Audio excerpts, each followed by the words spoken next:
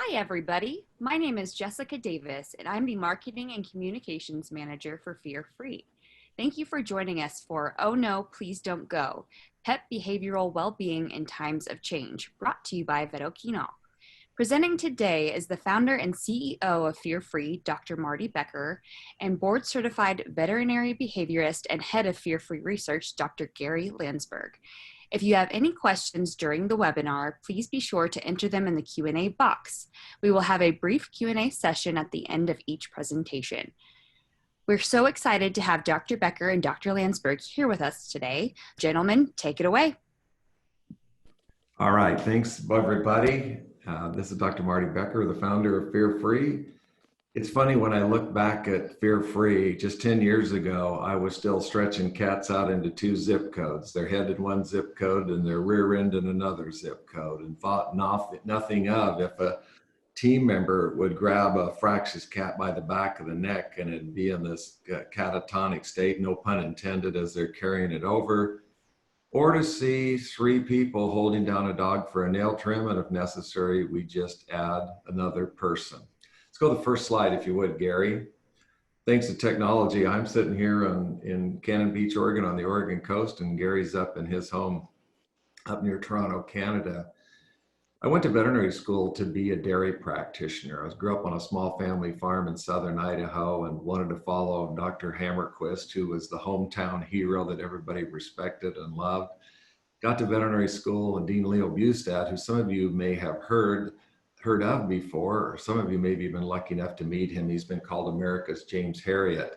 He was a prisoner of war at Sobibor, a Jewish prisoner of war in World War II. And a Belgian Malinois that was supposed to terrify him as a guard dog instead befriended him at about 16 years of age. And in the most unlikely place and crazy circumstances, the human-animal bond had life breathed into it. You hear about the human-animal bond. What is the human-animal bond, or what we often call the bond? Well, it's like love. It's nebulous but easily understood by anybody that's ever been in love. A friend of mine called it early on the affection connection. But talk about something that is powerful. I used to end a radio show by saying there's only one greatest pet in the world, and every family has her. And I'm Dr. Marty Becker, and we'll see you next week. And we all feel that way. The clients that we see in the veterinary hospital, for me, with a nationally syndicated column, or opportunities to speak to tens of thousands of people sometimes, people just think, if you could only meet my pet, you would realize why I'm so crazy about it. So we're not in the business of really healing pets, of fixing injuries or preventing problems or curing or managing disease. We're really in the business of celebrating, protecting, and nurturing the bond. That's the only thing in veterinary medicine that is an irrefutable, inexhaustible source of energy to propel this healthcare profession. Next slide, Gary.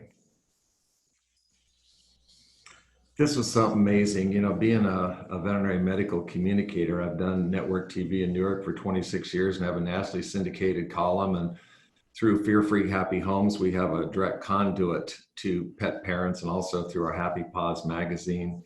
I was talking to the past president of the Mayo Clinic. Now, let me explain Dr. Ed Cregan. He's quadruple boarded at Mayo, not just Mayo in Scottsdale or Naples, Florida, Scottsdale, Arizona. Oh no, the mothership in Rochester, Minnesota. And by the way, guess what? The Mayo Clinic was founded by the Sisters of St. Francis of Assisi, the patron saint of animals. Oh, what a bit of trivia. So he's quadruple boarded: internal medicine, oncology, hospice, and palliative care. He's won the Distinguished Clinicians Award, which is the most prestigious award that you can get at the Mayo Clinic. He's also the past president of the Mayo Clinic. And I was talking to him about COVID and wanting to know, what could we do to protect my family, my wife, my children, my granddaughter, my 95-year-old mother-in-law, and 72-year-old brother-in-law from COVID. I expected him to talk about baby aspirin and mega doses of vitamin D. And he did give me a few tips, but he said, you know, I was just speaking with other healthcare professionals on this little COVID coalition, basically a conference call with people from the Cleveland Clinic, from Emory, from Harvard. And the number one thing that they recommended for protecting you against COVID was what's in this picture right here, the family pet. And being a correspondent, I went, what did you just say? What did you just say? The number one thing you can do to protect your family is your relationship with your pet. And he went on to explain, listen, Marty, when you have stress, you have cortisol, and cortisol is what weakens the immune system. So whether you're going to get COVID and mount an immune response, or you're going to get vaccinated and mount an immune response, you've got to stay happy and calm and knock your cortisol levels down. And there's nothing better to knock down the cortisol levels than the family pet. And I said, well, tell me more. And he says, well, guess what? It's a medicine that's in 70% of US households. It's a medicine that tastes good. It is a medicine that is trusted. It is a medicine that has basically no side effects. And it really has no cost unless you talk about coursing another bag of bacon strips or something out of it to treat this family pet. But here's the point I want to make. In my lifetime, I saw dogs first started out a utilitarian role on our family farm in southern Idaho. They retrieved the ducks we shot. They herded the cattle we milked. They protected our place from people that came in. They were guard dogs. Well, you know, over this course of time, guard dogs turned to lard dogs, and mousers turned to moochers. And we saw this migration of biblical proportions from the barnyard to the backyard to the back door to the bedroom. If you didn't grow up rural like myself, from that Sunday Project doghouse in the backyard, that was the doghouse, to now it's 3 bedrooms, 2 baths, a widescreen TV, and a spa. But it's gone from animal to pet to family member to child. And most of our millennials, Gen Z, Gen X, think of their pets as their kids. They're delaying marriage, they're delaying having children. But now this is a human life support system, cleverly disguised as a 4-legged child. Knowing that that pet directly impacts the health, happiness, and longevity of my spouse, my partner, my children, my grandchildren, my mother-in-law, my brother-in-law, my friends, what would you not do to take care of this human life support system? So the value equation has gone way up. Think of that when you're practicing about these pets. This is a machine, this life support system with a brain and a heart, and it's up to us as the veterinary healthcare professionals to help it, help she or he live a happy, healthy, full life. Next slide, Gary. And really, we've gone from, with Fear Free is 10 years old. Fear Free is approaching 100,000 people that are registered and have paid for Fear Free certification in 46 countries. 20 of the 30 veterinary schools now require Fear Free certification of all students. So Fear Free tapped into something where we've been high tech, high touch. So yes, all the bells and whistles of a high tech hospital, but high touch is looking at emotional well-being. That's Fear Free in a nutshell, looking at physical and emotional well-being. Now what we're seeing is a trend toward even higher tech, like telemedicine, and lower touch because of drop-off. Many of the things that people have done to distinguish themselves from other hospitals in the area, or to tap into all the benefits of Fear Free, which there are many. Number one, Fear Free is the right thing to do. It matches up with our pledge to prevent or relieve animal pain and suffering. It's better medicine. There are fewer injuries. It's easier to attract and retain people. It's more profitable, and it's more fun. But you've got to be able to show the things that you still do. When you're doing remote check-in, you don't get a chance to strut your stuff where all the things are changing. So there's where you really need to look at some Zoom check-ins or other things representative of what the exam could be like so people can still see it. And then take advantage of things like when they're recovering from surgery, having baby socks on them, having somebody have them snuggled in nice fleece. And later you're going to hear from Dr. Landsberg, Fear Free's head of research. And there's lots of stuff he can point you to on the site if you're so research oriented. Next slide, Gary. I heard this one time from a mentor of mine, that you can be accused of of charging too much. You can be accused of being late for an appointment. You can be accused of missing a diagnosis. You can be accused of all three. But the one thing you can't be accused of is not looking after the pet's best interests. I've trained myself over 40 years with the help of some really good mentors. When I go in that thing, I'm not a pet parent advocate. I'm not a veterinary medical advocate. I'm a pet advocate. What's in that pet's best interest? If we could give everything away for free, what would I do for this pet today? And also we say, if this pet could talk, what would she say right now? Would she say, I'm scared. I don't want to be up on the table. I had a bad experience with a vaccine last time. I prefer males over females. Please don't keep staring at me like this. The sound of those things clanking on the table freaks me out. And the great thing you learn about fear-free, when you learn the signs of fear, anxiety, and stress, they actually are talking to you and they can actually listen because of the FAS scale. Next slide, Gary. So basically, you have an obligation to celebrate, protect, and nurture the bond, to look at this pet, this human life support system cleverly disguised as a four-legged animals, and keep it not only healthy, but happy and living a full life. And so in the past, and let's go back 10 years ago for fear-free, the amount of products that I used, injectable products, for sedation would have probably fit in a thimble. Now we're going to need a 55-gallon drum. One of the things I've learned from Dr. Landsberg and his colleagues, whether they're board of veterinary behaviorists or anesthesiologists, sedate early and often. Think of sedation as a first option, not a last resort. If you can't abate, as in fear, anxiety, and stress, sedate. And by the way, the best word to use when you're talking to clients is give your pet something to calm it. Don't say something to sedate it. And we're here talking about a product called Zylkene, which I use regularly on my own pets. We have 2 dogs at home, and one is very high strung, has a high emotional temperature, and one that has a lot of noise phobias that we have to do different products. But just to help that pet live a happier, fuller life, it's on a maintenance dose of Zylkene. And then when it comes times like there's 2 other dogs visiting now, my grand pugs, got a Puggle and a Pekingese pug cross. I don't know what you call those, but you can use it episodically as well. So having a lot of thunderstorms and having these 4 dogs all of a sudden get together, you can use it long-term or use it episodically. But it's great for people that either you haven't seen this pet or you want to start out with a basic level first to see how it works. It's simple, it's safe, and you can judge its effectiveness, and there's great flexibility as far as in the dosage.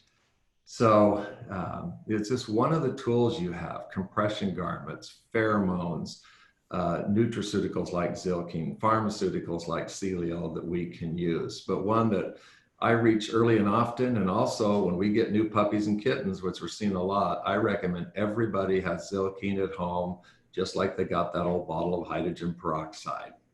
So Dr. Landsberg, I'm going to turn it over to you. And I want to thank Gary and the Board of Veterinary Behaviors. That is the bedrock of fear-free. Not me. I'm a popularizer. I'm a networker. I bring some dogged determination, but the bedrock of fear-free is built on Board of Veterinary Behaviorists. And our primary mason, our chief of research, somebody that's been there every step of the way from even before its creation, is Dr. Gary Landsberg, my friend. Thank you, Marty. We'll go from the positive, popularizing good emotions to the science, to some of the facts and science, with the focus in the time remaining to talk proactively about dealing with and preventing and being proactive about change, and a little bit about the condition of separation anxiety, should and if it develops, and how to deal with it early. So on the first slide, I thought I would just give you a very, very quick, we'll get back to it in a few minutes, separation anxiety, distress when separated from attachment figure. The numbers range from 13 to 29% of dogs. I don't have a lot on cats. Separation anxiety is probably a diagnosis in some cats when they have similar signs when you leave them alone. But in one recent study, 13% of cats had at least one sign of the vocalization, destructiveness, or elimination when the owners left them alone. In dogs, the clinical signs primarily are vocal, destructive, elimination, as well as salivation, repetitive, motor activities, and depression. But these signs happen in the owner's absence, and therefore being preventive, being proactive, being good at monitoring what's going on at home and away is going to be important for this. We as veterinarians need to diagnose, rule out medical problems, particularly cognitive dysfunction in the older pet, pain in any pet, and then other conditions, other problems, including normal behaviors, can cause some of these behavioral signs like vocalization, destructiveness, and elimination. So we'll talk about the differentials a little later on. The treatment, I like to put my 4 M's together: manage, modify, medicate, and monitor. And as I said, we'll get to those briefly. But right now I want to talk about the preventive, proactive approach to counseling as things change, as stressors occur in the environment, to keep the pet safe, sound, and secure while you're home and while you're away. And overall, fear and anxiety in this one study, there are many studies with slightly different numbers. This is one that Siggy Denenberg, my former resident, behaviorist now, and I did in 2013 with some market survey by, was actually Thundershirt at the time. 29% of dogs are probably affected with anxiety disorders. And yet, and the key point on this slide is in that study, 54% had not been treated. 71% of the owners saying it wasn't necessary, 29% thinking there was no solution, 23% thinking it was too costly, 6% thinking it would take them too much time. And maybe this has changed over the years. I hope it has. One of the first studies back in early 2000s found that only 6 out of 75 owners actually reported or treated their dogs with separation anxiety. But as veterinarians, as Marty indicated, we are caring for both the physical and emotional behavioral health of that pet.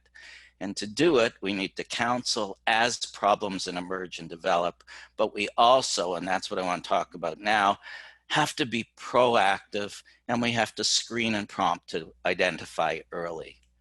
So I called it having the talk with the owners. And that talk has changed, as Marty said, high tech, low touch now, to having to be very proactive and preemptive in finding times and places where we can counsel the owners so that these problems are managed, so that the pet's normal behaviors are addressed, its needs are addressed, they get the enrichment they need. I'll tell you a little bit more about developing life skills for the pet and giving them control. And to do that, the very first visit, even before the visit, by giving them some advice and some resources when they first contact you, by sending them links to resources and sites that they can use, handing out and giving resources and links that they can find online while they're at the visit.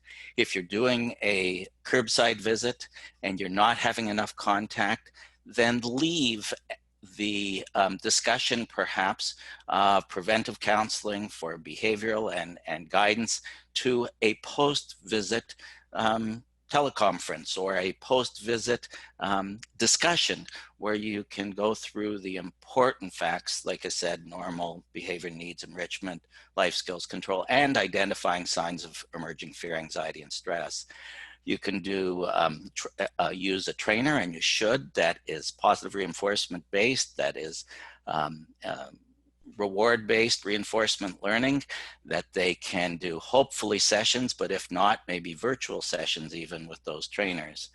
Going through those needs, what you need to talk about preventively. And in fact, while studies are variable, some of these are preventive and protective against fear, anxiety, and even separation anxiety. Sufficient amount of physical exercise, social interactions, which would be the physical interactions of exercise, would be play and reward training, and then time to explore and spend time on their own with food toys, with chews, with some search type activities, exploration. And this is when the pet can learn to be alone and away from the owners, because these are object play and environmental exploration activities. We want predictability and routine in the day and in the pet's life so that they expect attention at certain times and inattention at others. In other words, develop a schedule that's going to match perhaps the work and school schedule and the times that you will be away later on. Reward training, I can't say it enough. Punishment and confrontation adds to fear and anxiety. Rewards teach and reinforce desirable behaviors and make positive associations. Sort of a summary of the separation, change, and stress is that pets need some independence, some want it, and we don't give enough of it, time on their own, time to not be manhandled, so to speak, or to eat without being interrupted, play without being interrupted. But we do want to have graduated time and distance away from these pets so that we can spend a little more time away, a little more distance away, different room, and then very specifically, some graduated time out of the house, short times, where we monitor the pet, at least by listening for distress type signs, seeing what happens when we come home with the environment, destruction, if there's any salivation, but also some type of monitor, even a little camera monitor, video monitor, phone monitor, so that you can see what's happening while you're gone. And at these times when things are changing, when you're first doing changing, when there are life stressors, it can interfere with learning.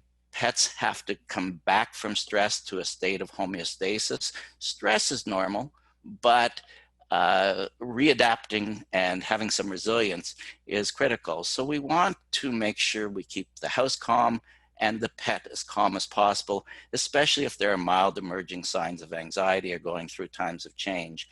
And I listed both, not just both, I listed auditory, such as music and background calming sounds and maybe masking sounds, aromatherapy, pheromone therapy in the home or on the pet, such as a collar, and supplements such as alpha-clozapine or zilkine, which can be used to maintain this calmness so that pets can learn or return from a state of the stress back to homeostasis, perhaps a little quicker and more stable.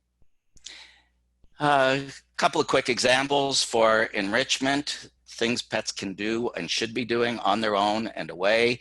It can be food enrichment, it can be food puzzles and toys, scent enrichment. And here's my dog Pepper, who I like to show any opportunity I get, challenged by a feeding toy. So instead of feeding out of a bowl, I can walk away if I wasn't taking a picture of it, and she can spend some time on her own enjoying the toy without me interrupting. A little bit on cats. There are, again, multiple small meals can be helpful for cats. They normally hunt many small meals a day. You want them to eat more slowly. So the product on the left is a hunter feeder, 6 little phony mouse type toys that you can hide food in, split the food into 6 different meals and hide them around the house at different times during the day. Very small meals multiple times, or a homemade device like an egg carton where the pet eats by itself, or on the right, a cat who's doing some social interactive play. And I know we're talking about spending time alone, but and adapting to change, but I did want to point out when you're talking about young kittens, that giving them outlets for interactive play is very important so that they can chase, so that they can hunt, so that they can have enrichment with the owners, not on the owners, but with the owners. So little chase toys that the owners interact with as part of their daily enrichment. And last, in the preventive aspect, is being safe, sound, and secure. So we want the pets to have times on their own, safe havens, places that they can go on their own. If possible, some sort of confinement training to a room, at the very least, beds and mats where they can feel comfortable, chew on their toys, be separate from the owners. Great training. And we also have climbing and perching areas that cats and hiding areas that cats need, so they can control where they go, spend some time alone, rest and relax on their own, and have their food on their own. So safe haven and alone training. So from a preventive standpoint, with just a teeny bit of evidence before we go on, I wanted to point out that all of these are preventive if done properly in some ways for fear, anxiety, stress, and potential aggression.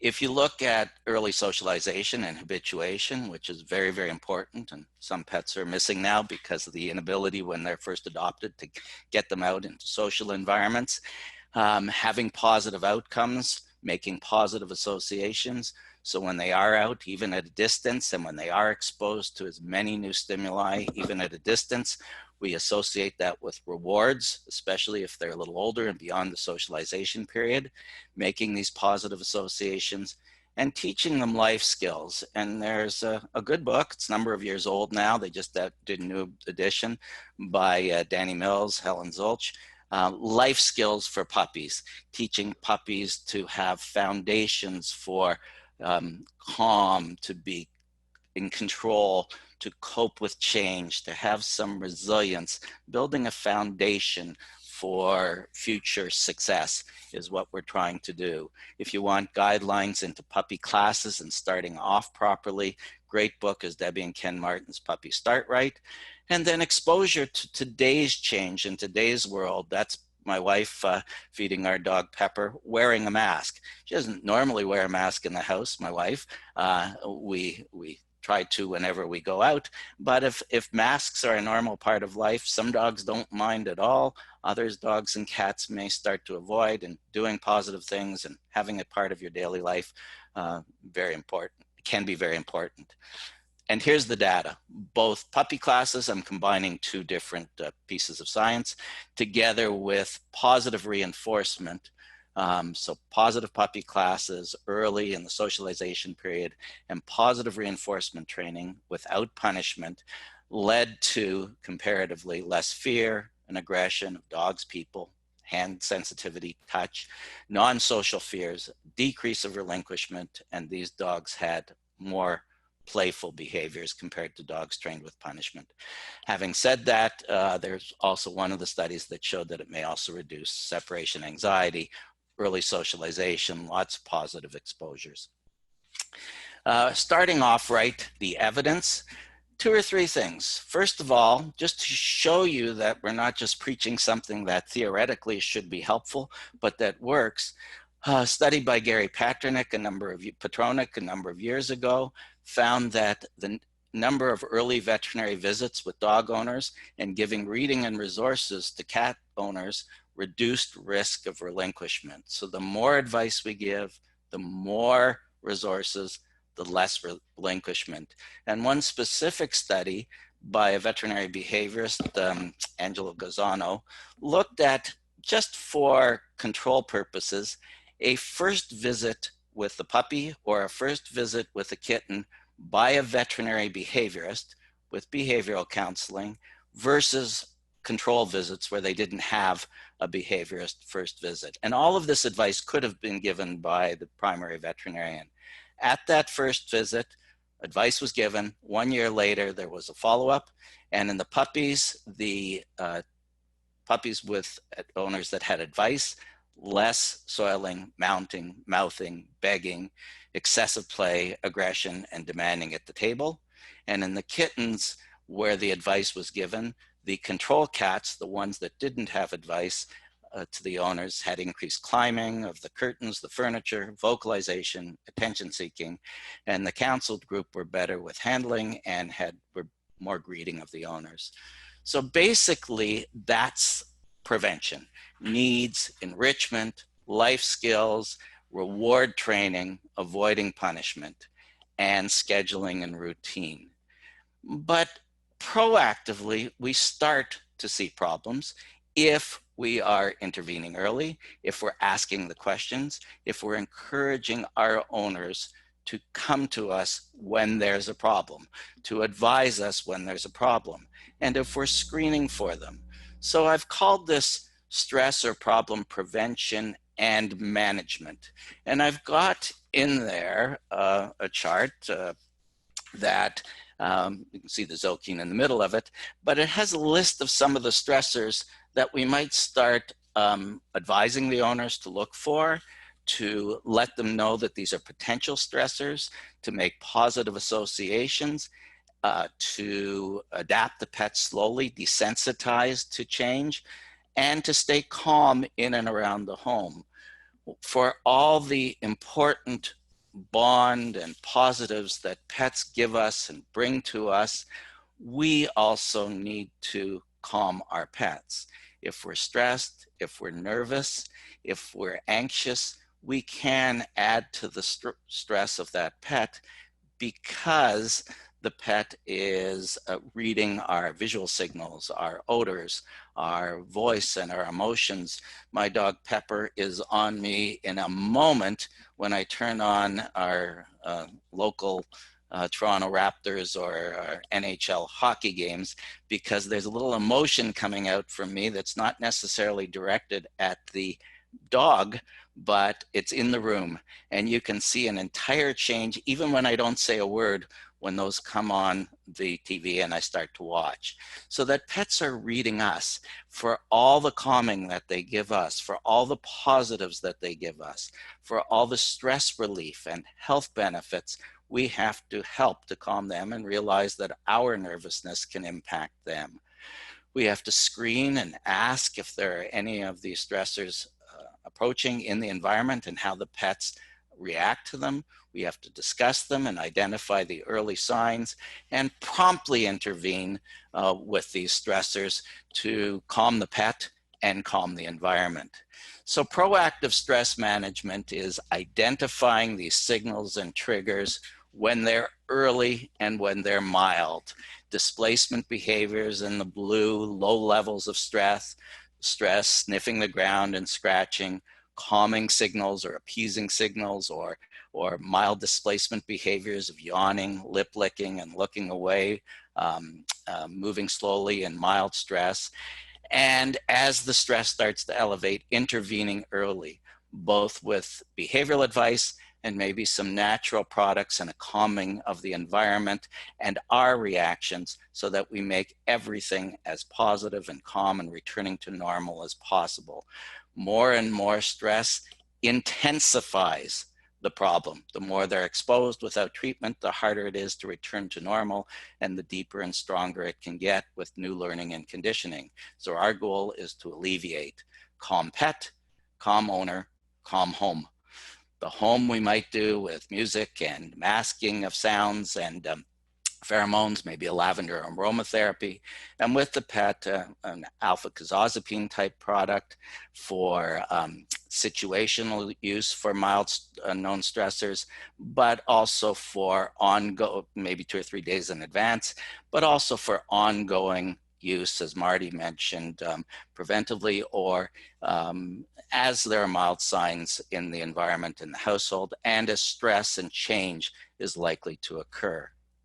So now specifically to separation anxiety for the last little part, I want to look at what are the risks and go through them with you of separation anxiety, risk factors and causes, so that we can identify those risks for not just separation anxiety, but fear and anxiety in general, and deal with them proactively or preemptively or preventively or all three. So genetics, maternal separation, early separation, and lack of maternal care, early development, experiences, and the owner, as we mentioned, all influence fear and anxiety and possibly development of separation anxiety in pets. The separation anxiety is shown to be correlated with noise phobia, fear, hyperactivity, compulsive disorders, and neuroticism. And for that reason, reactive puppies and fear in puppies actually has been shown to be a warning sign or predictive of fear and anxieties later in life. Therefore, if we identify puppies as already being fearful or reactive in our clinic, not just for veterinary care, but for their entire care and well-being, these are puppies that need proactive counseling. First with us, proper resources, proper advice, positive training, positive trainer, and positive associations, avoidance of punishment, maybe some natural products to help minimize anxiety and keep their stress levels low, and maybe even a referral very early to a behaviorist if they're highly reactive. There are variability in studies, but certainly lack of training. Some studies that show play, exercise, and training can be preventive for fear and anxiety if you giving sufficient in young dogs and growing dogs, and certainly no punishment. Punishment associated with more fear, anxiety, and perhaps even separation anxiety if used in training. Early experiences are probably a big factor. And one of them, against giving the science for our suggestions and recommendations about being proactive, is that puppies that don't spend sufficient time alone after first being adopted probably are at higher risk. So we want to gradually give them some independence and ability to explore and rest and spend some time on their own, gradually more. And dogs with more social experience, 5 to 10 months of age, actually had less anxiety and separation anxiety. So don't stop at the end of the socialization period. The more you can get them out, the more you can interact with new people or have them come over, the less there's going to be problems with fears and anxieties later on, new people, new environments. There is higher risk in dogs from shelters and dogs that have been in multiple previous homes. Maybe they have a less secure attachment if they've been in previous homes, multiple homes, as opposed to puppies that were brought up from puppyhood with the same family. So again, a situation where we want to be more proactive and counsel in the advice we've given and talked about, and changing of your schedule. If you're going to be changing your schedule or routine, the time to start is now. Immediately when you get the pet, when you're at home, before you change your schedule, go back to work, go back to the office to work, away to work. If you're going to be away more, school, work, etc., in the future, get that routine and that schedule down now. So these are risk factors, and these are specific areas that we should be addressing. So now to separation anxiety for the last few minutes. Separation anxiety is anxiety or distress when separated from an attachment figure. It strongly affects the owner's quality of life. Quality of life in humans was found to be affected most in pet problems of separation anxiety, fear, and excitability. The signs are listed there, with vocalization and destructiveness being the most common during the owner's absence, and elimination, a little less. Not all pets show that. And some of the other signs like repetitive motor, depression, self-trauma. As I mentioned, your first goal is to identify, to have it reported, to screen for signs, and secondly, to diagnose, to rule out medical problems such as pain and cognitive dysfunction. And then when you have a group of signs like vocalization, destructiveness, elimination, is it anxiety or is it separation? Or is it normal behaviors with the wrong targets? And when I say normal, I mean destructive exploratory behaviors, soiling because the pet hasn't been trained where to eliminate, vocalization at triggers that are on the property, or sudden noises, unfamiliar noises. And how does the pet behave at departure? So the behavioral diagnosis is going to be by history of each sign and differentiating other behaviors for those signs. What does the pet do at home with those signs, vocal, destructive, and soiling, versus away? And by video monitoring. or monitoring. If you don't know what's happening when you're gone and whether it's anxiety, you really can't diagnose. And then briefly we'll mention managing, modifying, medicating, and monitoring. So that's a destructive dog, but was the sofa enjoyable or was it anxious with separation? That dog had anxiety during separation and actually broke a tooth, which is why you see some of that awful picture there. That dog's probably doing some fairly normal behavior, finding its own food for while you're busy doing something else. That dog's probably just exploring. That dog could be anxious, but he's probably just having a good time. And then we'll roll it up again and make it all ready for him the next time we go out. And some anxiety when dogs are confined could be the crate itself and the lack of confinement training in a positive, secure haven, den sort of way. So those are some of the differentials. But here's the video that shows, courtesy of Debbie and Ken Martin, some anxiety. So they've just left the gate, the confinement area, and there's an anxious pet. Unsettled. Again, the importance of monitoring in some way. So whether you have video, whether you have a technology that can monitor the pet while you're out, again, looking for these types of signs. So enough of seeing a disturbed, anxious, stressed pet. One slide that summarizes everything. I'll take a minute or two just to show you a couple of examples of this. But the most important two elements on this slide are what are you going to do immediately? Because if we keep leaving the pet with its anxiety, we have a serious welfare issue. We have emotional health of the pet worsening with each departure and intensifying with each departure.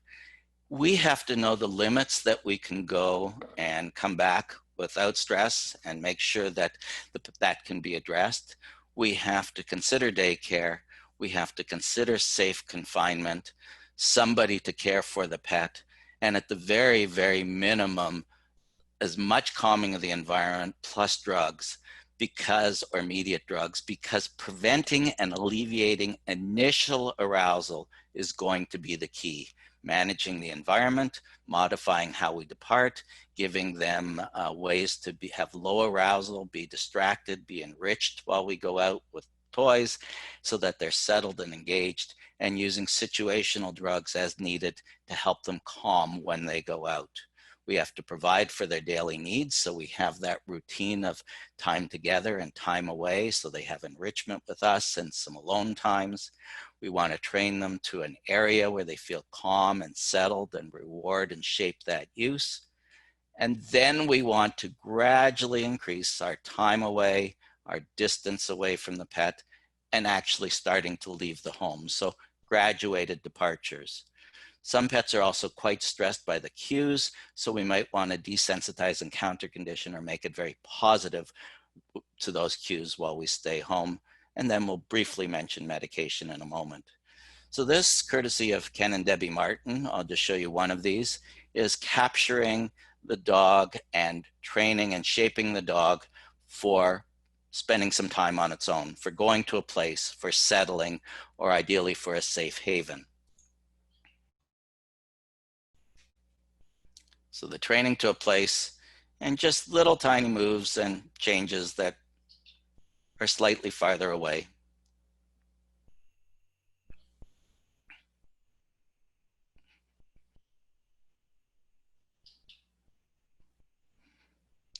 So those are the first steps.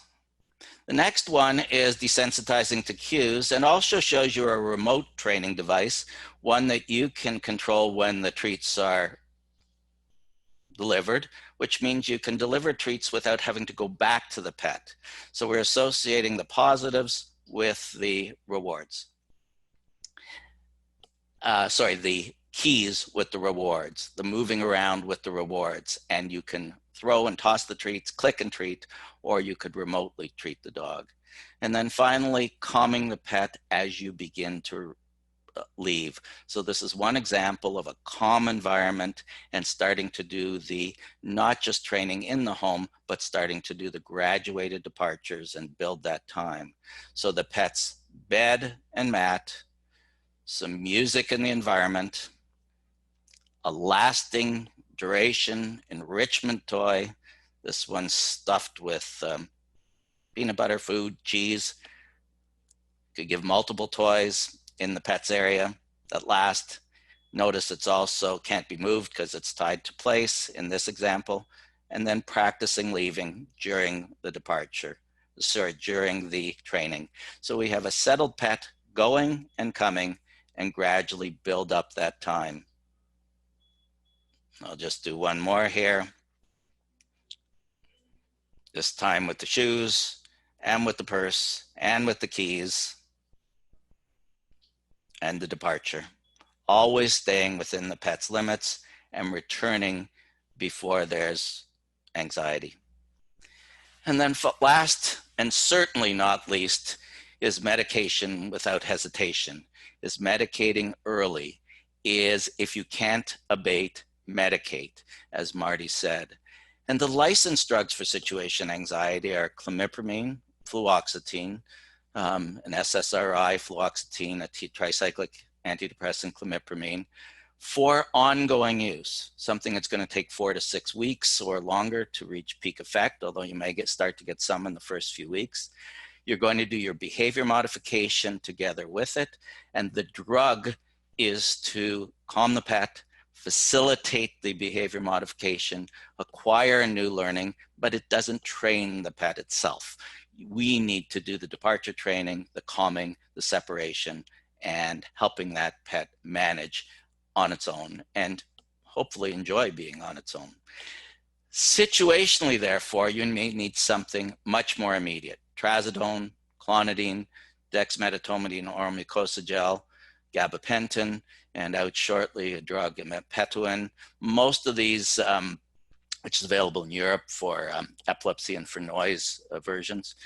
Most of these can work within a few hours. Trazodone a few, clonidine through 1 to 2, trazodone maybe 2 or more. Dexmedetomidine within 20 to 30 minutes, but only has a very short duration of action. So you'd want to use it just for your initial training or on top of other medication.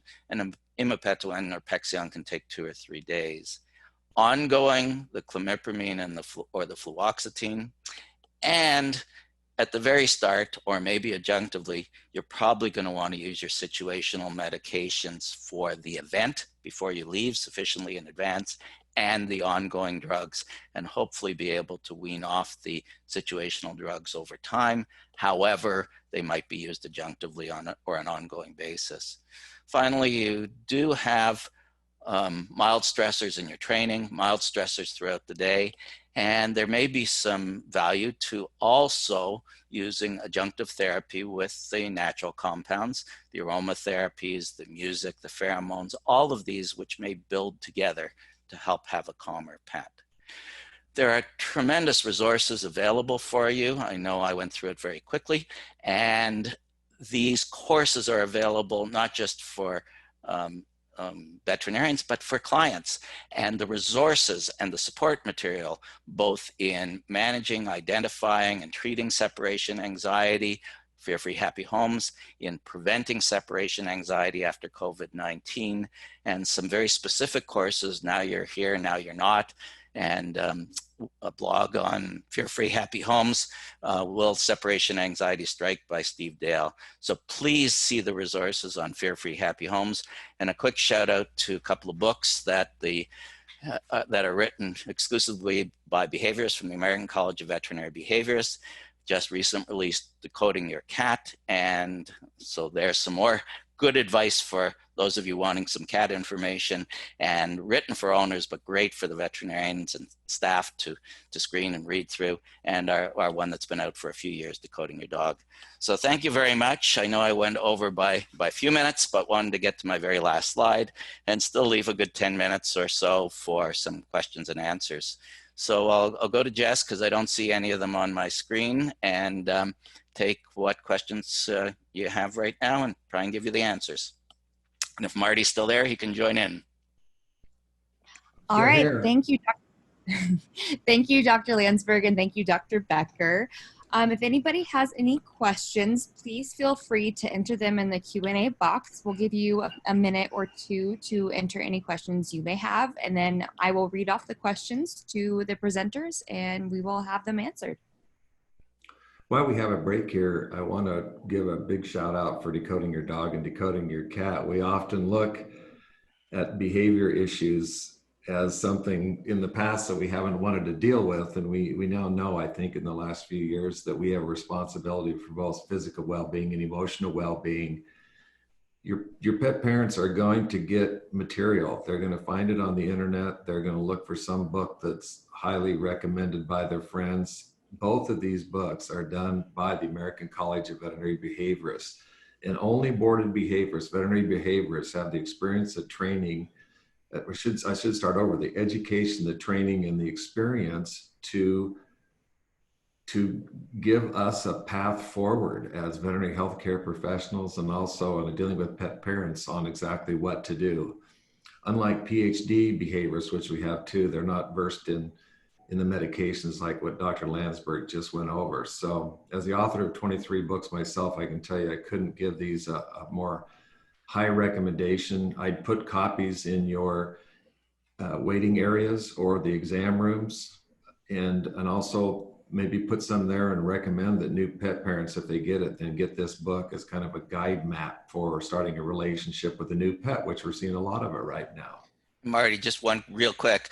I use the phrase BFF, or before fear free, as in BC, before fear free. And I think any training education type book, BFF, before fear free, other than those written by the American College of Veterinary Behaviorists and Fear Free Happy Homes, run the risk of having training and techniques and advice that's outdated, outmoded, and incorrect. So look for fear-free resources, these types of resources, and be careful about other ones that are a little older that you're recommending. All right, looks like we had a few questions come in. The first one is, can you use Zilkine in kittens? I guess we can both answer that, or maybe yes, you can. I don't believe there's any age restriction. I've certainly, whether it's off-label or not, I've used it in kittens and puppies right from the start.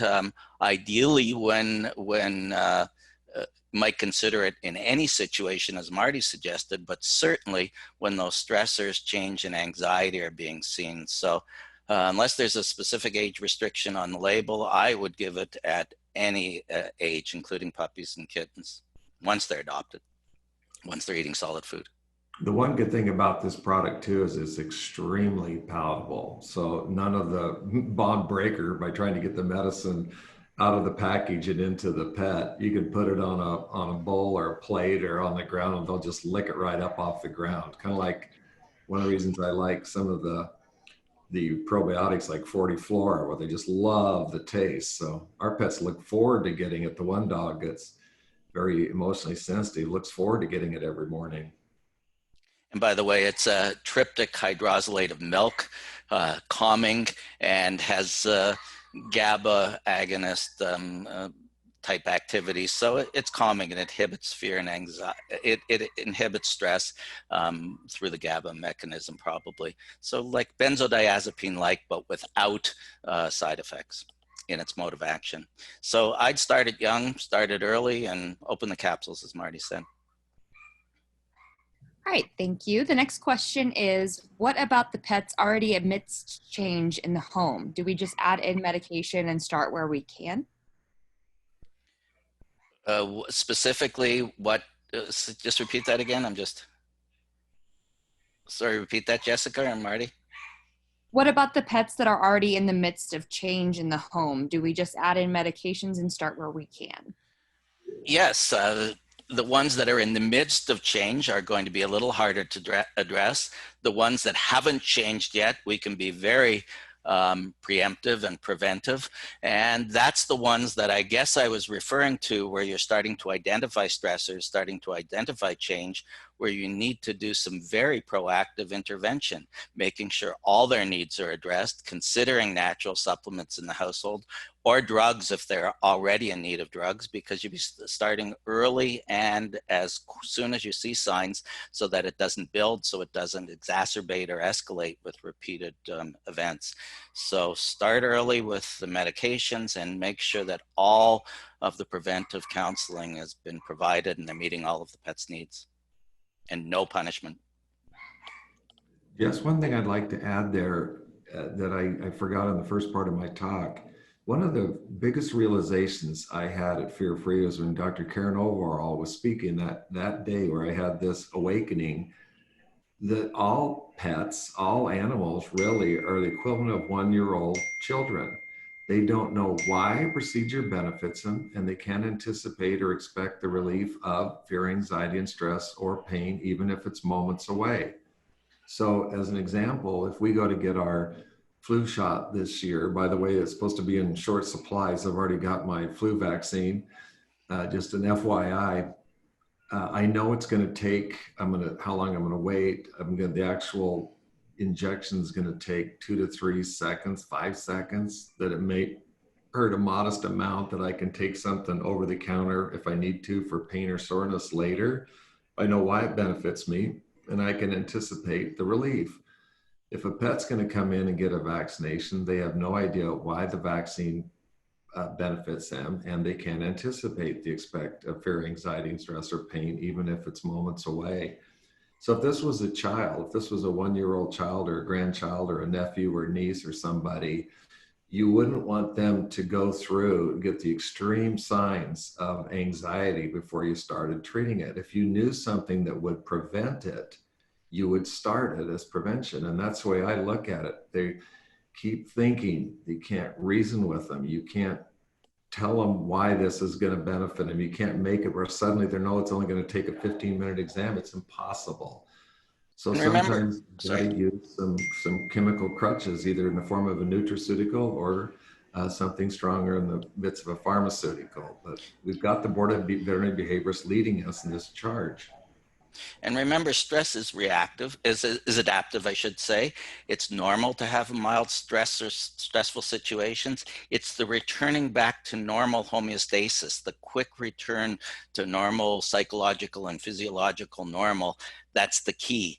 And if you're not returning to normal too quickly enough, if the stress is too intense, if it happens too often, that's where we get into welfare and worsening of the problems. So again, a little bit of stress, better to be preemptive, but definitely deal with it if you see any. All right, thank you. The next question is, how can I help to prevent or alleviate anxiety in pets as a groomer who only has access to a dog for a short amount of time? That's a conversation in itself, so I'll leave it with 2 parts. One is, most of the preventive strategies that we talked about here apply to touch, to handling, to grooming. In other words, part of what you want to do in life skills is to build resilience, to build familiarity by handling and touching and independence and enrichment and positive associations with rewards. So there is a part that can be done preventively and at home, but certainly if the anxiety is there for the groomer, you need to work with the owners in a graduated plan of handling, grooming at home, and very, very short grooming visits, just like we do happy visits. And with the veterinarian, look at fear-free happy homes and the grooming modules and the grooming there. And if the grooming has to be done, the use of medications, as long as you can bring the prior to grooming, as long as you can bring the animal close to a baseline with that medication, and only go as far as the stress starts to escalate, and that's the level. So combination of a few things, but a lot more than we can discuss here. All right, thank you.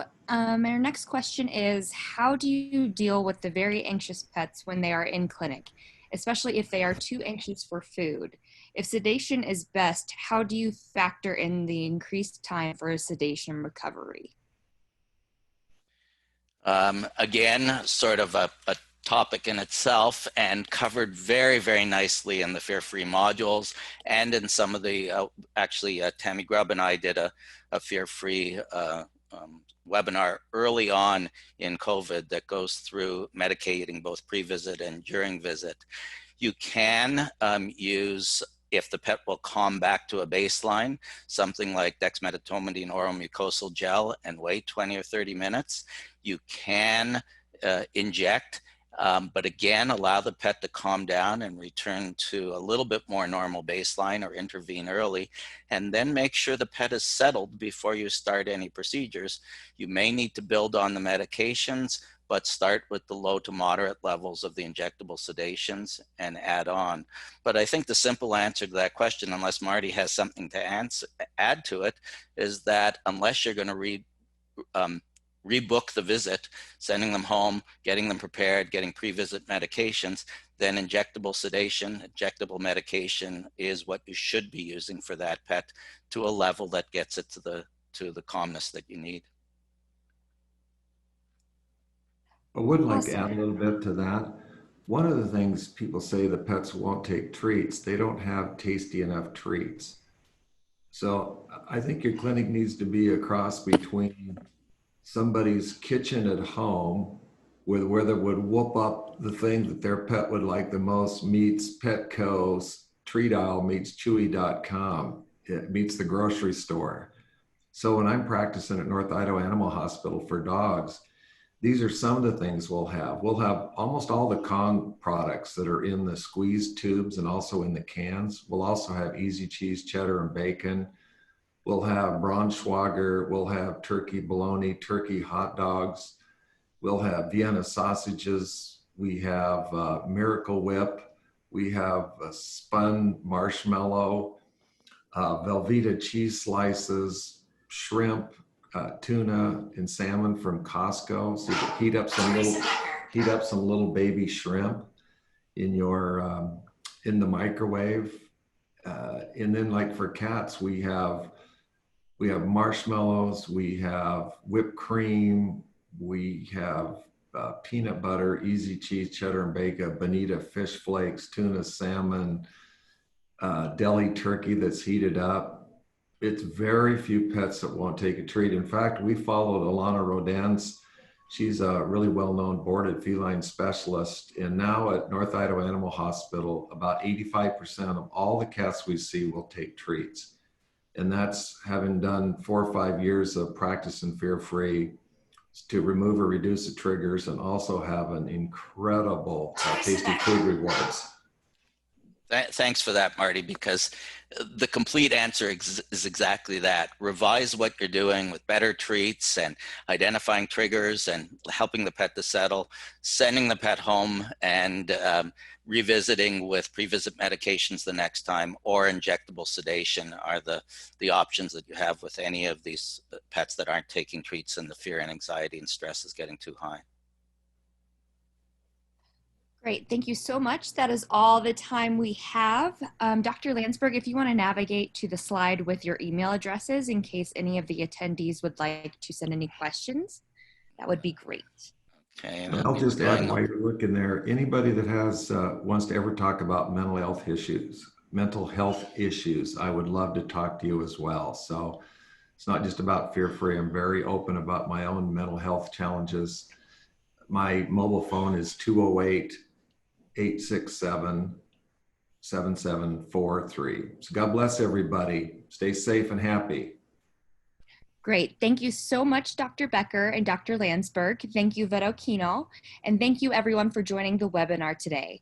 You'll be able to find a recording of this webinar on fearfreepets.com within the next week. Thanks again and have a great day.